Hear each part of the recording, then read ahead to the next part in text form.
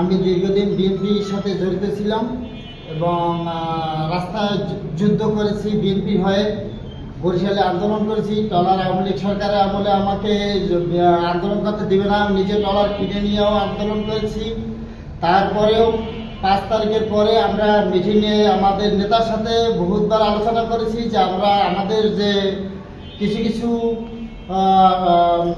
নেতাকর্মীরা সন্ত্রাসী কর্মকাণ্ড করতেছে, তারা চাঁদা তুলতেছে, নেতার সাথে আলাপ করেছে আমাদের ভিতর থেকে একটা টিম তৈরি করা হোক, তাদের বিরুদ্ধে শাসন করা হোক, তাদেরকে আইনের আয়তায় আনা হোক। কিন্তু আমাদের নেতা কোনো এই ধরনের বিচার না করায় লাস্ট আমরা সিদ্ধান্ত নিয়েছি যে এই ধরনের দল করা আমাদের কাছে সম্ভব নয়।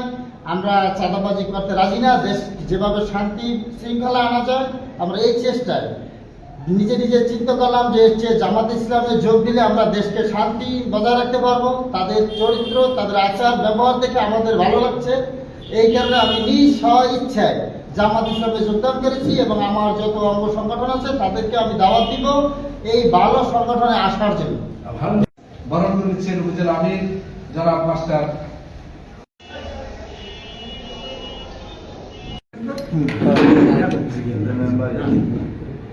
চলবে।